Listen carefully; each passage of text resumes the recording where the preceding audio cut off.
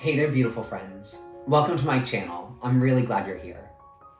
Today's video will offer a closer look into the power of perspective, how perspective changes with power, and the importance of maintaining a deep understanding for the consequences of the perspectives we choose for ourselves or to impress onto others.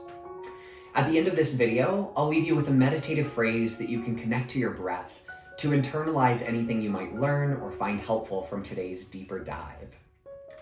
So in my last video, I offered a reflection on how my winding journey of coming out helped teach me about the relativity of perspective, about how good and bad are not always what they seem, and how the way we frame things in our mind, the perspective we choose to hold, makes a significant difference regarding how we respond to both difficult and joyous times in our life.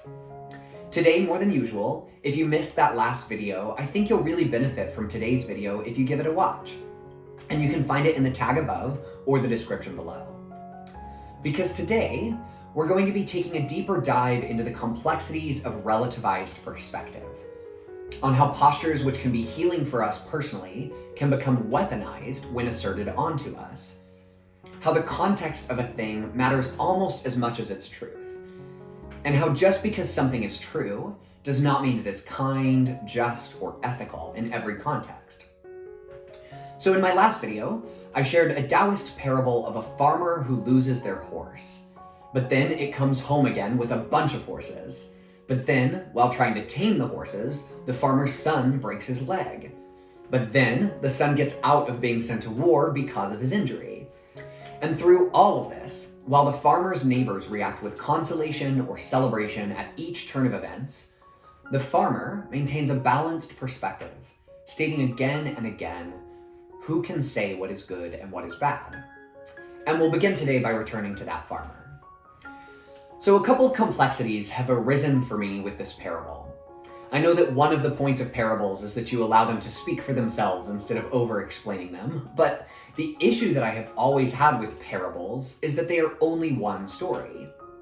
Oftentimes, the moral or value feels predicated upon the unique circumstances of the story, and risks coming undone if a different story were to be told. Oftentimes, my life at least, feels far more complex than a single parable, so I'd like to tease things out a bit. So first, simply recognizing that something has the capacity to transform does not mean we will feel the burden or relief of its transformation before it happens. The farmer likely felt tremendous sadness at the loss of their only horse. They simply maintain humility in perspective and refuse to call it bad. Similarly, one can imagine a great upswing of happiness at the arrival of a team of wild horses. But this happiness is not enough for the farmer to call it good. Our emotional realities are not the same as the perspectives of value which we place on a thing. But the more we learn to maintain a balanced perspective, the easier it is to deal with difficult emotions and to enjoy and embrace positive ones without becoming too attached or dependent on them or feeling hopeless when they fade or transform. In this way, I do not interpret the farmer as remaining perfectly stoic or unfazed by such a volatile swing of loss and gain, but that rather, even in the midst of deeply tumultuous emotions, it is the farmer's perspective of understanding which remains collected and centered. No matter how deep the grief or how high the joy, the only promise is that the feelings will eventually, inevitably fade, and that the extremity of an experience is never totalizing. In time, even the worst of things will reveal themselves to have some positive consequences, and even the best of things are not without their qualifications. A single story is never enough. Things are never just one thing. And the second concern is one of relativity. So growing up a good evangelical, I was taught to fear relativity, that the blurring of lines between good and bad would be the death and condemnation of society, that gray areas were very small and limited, and that clouded judgment when discerning good from bad would yield no accountability for our actions, no measure for an upright life. Ironically, the people who espoused these ideas most passionately demonstrated very little concern for the suffering of others who did not agree with their way of thinking, and found ways to deflect accountability for any mistake they ever made themselves. Furthermore, I do not believe that these postures of delineating right from wrong, in from out, good from evil, citizen from undocumented, and so on are at all constrained to evangelicalism, but tend to appear pretty pervasively in American life, as much of our social and political organization remains implicitly or explicitly rooted in the most puritanical Christian values and normative moralism. But for so much talk about clear definitions between right and wrong, between moral and unnatural, there still seems to be a striking lack of accountability for people's actions that cause substantive harm, and a lot of people going hungry or sick, while those with the ability to help them sit idly by and reassert the necessity for upright ways of living. Let's make this nation great again. Whether this is because people in power genuinely don't know any better or have strategically positioned themselves above the scope of accountability is its own matter. But concerns regarding ethics, responsibility, and accountability have actually become increasingly important to me as I have further understood and become comfortable with the inherent relativity of our perspectives. While I was always assured that questioning right from wrong would tear apart the moral fabric of society and lead to an ethically bankrupt world, discerning relative ethics actually resulted in me placing greater stock in people's ability to articulate diverse needs, to create ethical frames which reflected complicated, even conflicting needs, and helped me understand and critique the countless abuses of power which happen in the name of righteousness and morality. Ultimately, as my perspective of the world became more open to diverse and challenging voices, I began to see that the danger of relativity is less often the result of allowing people to discern for themselves what is or feels good or bad, but is more often the consequence of disregarding the perspectives of people who disagree with you, of using your own measure of good or bad to determine how someone else should be living, believing, or feeling, and insisting that one's own conception of morality or goodness should apply to all people. As I see it now, the difficulty of applying relativity to our collective life seems more rooted in arrogance and ignorance than in some fundamental incompatibility of people's needs, that what one person names as good will actually risk substantive harm to other people. In other words, while I believe in the relativity of good and bad for personal perception, I do not believe that this relativity extends to our actions as they affect the people around us, or at least do not justify abusing the power we each have under the guise of who can say what is good or what is bad. And I have a personal parable for that. So, after being out as gender questioning for about a year or so, I had one of the most difficult conversations of my life with someone I was once quite close to. In this conversation, I was attempting to articulate my feelings of dysphoria, why I felt that changing my pronouns or expression would help me feel better about myself. Something that is still difficult to put into words, but was exponentially more so, as so much of my experience was still quite new to me. But in this conversation, this person was repeatedly seeking to understand, or perhaps asking me to provide a defense for, why I needed to stop identifying as a man, why I couldn't just be a man who wears dresses and makeup. And while this question is theoretically legitimate, as there are indeed plenty of self-identified men who wear dresses and makeup, this question was mine to ask, not someone else's. Coming from the mouth of someone else, I could not interpret this question as one motivated by a place of supportive understanding or suspended judgment, but one of an inability to empathize, and a self-interested desire to avoid doing the work of undoing expectations and assumptions about me or my body that they didn't want to let go of. But the conversation continued. Really though, you have a lot to be grateful for because of the hardship you've experienced, this person continued. Right? I mean, you're thankful and proud of who you've become, so ultimately, everything you've experienced worked out for the best. These words really hurt me.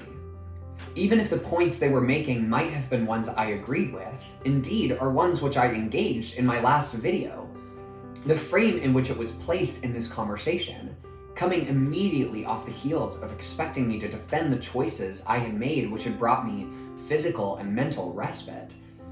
The suggestion that all the trauma I had suffered was ultimately for the best was a suggestion of incredible violence, because it suggested that the things I had experienced were okay. So hearing the suggestion of gratitude for the things I had learned, or joy for the strength I had found, being assigned to me by someone who participated in the process of obscuring those things, made me feel incredibly angry and alone. Yes, I was reaching a place of peace with what my life had become, and what I imagined it might continue becoming, but the perspective I had gained did not justify the pain I continued to experience. And even if it did, that was mine to decide, not someone else's.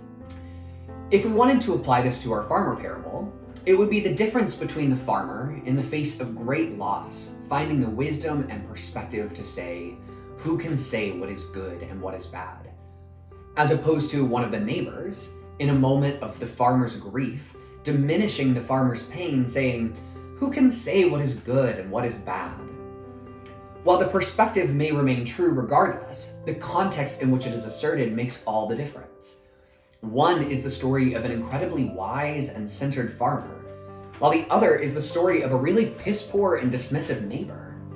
The neighbor's consolation, if offered in this way, would be quite violent, because it marks an attempted manipulation of someone else's frame of understanding, a dismissal of the farmer's feelings via a cold assertion of truth.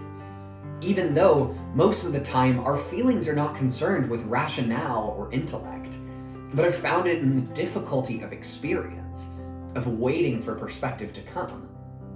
The pushy neighbor in the second version is not allowing the farmer to articulate themselves, but is imposing a frame of truth onto them and asserting its correctness. In matters of personal perspective, there is a great truth in the idea that good and bad are not as simple as they seem. But this same assertion, when applied to collective life or interpersonal interaction, begins to reveal itself to be a too limited frame. Because our actions have material consequences, we must become better at discerning the consequences of our actions, at measuring those actions which yield the most good, and those actions which risk very real bad. But we must stop measuring these ideas via the closed circuit of our own understanding, or via the perspectives which hold the most authoritative or normative backing. None of us can have a complete understanding of the world, but we should trust one another more seriously to have legitimate understandings of our own lives. And to fail to listen to the cries and pleas of those hurting or in need is to perpetuate injustice, to create very tangible bads. This is not to say that victims of injustice will not find ways of bouncing back or finding joy. Indeed, the voices of purest and deepest hope I have ever found come from the margins of the world. But those voices of hope do not justify their continued marginalization. While they speak to the depth of human resilience, to the power of framing, and the transformative nature of humility and suspended judgment, the ability for good to come from bad is not a legitimate excuse for us to remain ignorant to the harm we might be causing to others, or to remain complicit in better understanding the ways in which other people's needs and perspectives are different than our own. As I have taken all of this in, the power I have found to occasionally, with time and patience, transform my perceptions of bad to good, but also reconciled with the abuses of power which have been and continue to be weaponized against me and many others experiencing legitimate suffering, I have come to learn some things. I wish that I would not have responded to every step of my life as if the feelings and truths which I saw in that moment were the only feelings or truths which I would continue to see. As if that which was immediately in front of me is all there was or ever would be. That I really cannot say what is good or what is bad. It is not that this perspective would have assuaged my grief or pain, but that my perspective would have been less blinded by my own ego, by realizing that good or bad, everything eventually passes. And in time, the things we believed in the past become rearranged by the things we learn and the ways we grow. That we can trust that those things which we most fear or grieve, if taken seriously and sensitively, will eventually be reframed, and we will understand that while the bad may be all we feel in the moment, that will not be true forever. And that conversely, those things which we believe we cannot live without, those things which we swear are the greatest good we could ever imagine, may also hold us back, are not without their consequences, and that one day these things too will eventually fade, and we will go on finding new ways of being. This is not to discourage us from feeling joy or celebrating these things while they last, but to realize that it is not just the things we call good that define us, but also those things which challenge us and shape us in difficult ways. In time, with perspective, some of the best things come out of our hardest experiences, and some of our worst characteristics are a result of clinging too tightly to those things which feel comfortable. But this is not a justification for anyone to remain complicit in your continued suffering, or for you to fight less hard for the things that you need. I wish that I would have understood that simply because what someone was saying was true, doesn't mean that it wasn't also hurtful. That while our perspective is perhaps the most important thing we can control in our lives, finding a healthier perspective does not make it okay for people to continue to cause us harm, either willfully or ignorantly. And that until you take your personal needs more seriously and hold more space for yourself, it will likely be difficult to find a sustainable life just by altering your perspectives. Still, the ability to transform negatives into positives is a powerful hope which can be accessed to remind you that you are not defined by your suffering, that your pain is not all there is, and is something you can trust even in the moments when you cannot find any other way to think about a situation.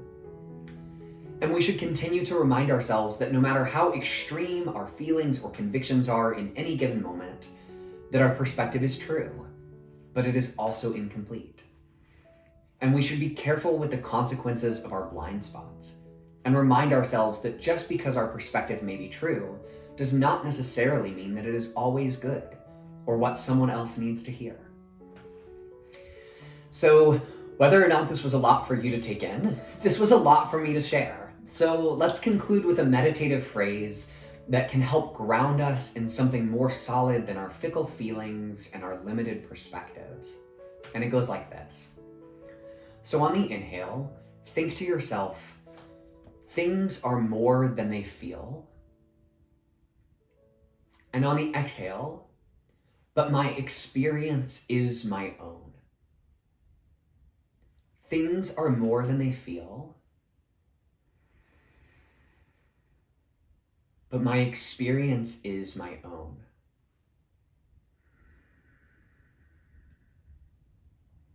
Things are more than they feel, but my experience is my own. If you enjoyed today's video, or it meant something to you or your life, please give it a thumbs up and click subscribe. Your support means a great deal to me as I want to create content which speaks to you. And if you're feeling brave and vulnerable enough to share a piece of your own perspective, I'd love to hear from you in the comments. Otherwise, thank you for watching. I wish you peace and perspective. I love you all as I love myself, as we are part of the same world. And I look forward to talking to you again soon. If you missed my earlier video, which helps frame today's reflection, you can find that here. If you would like to know more about me or this channel, you can find that video right here. And if you would like to check out my first series of videos on naming and framing, you can find that playlist right here.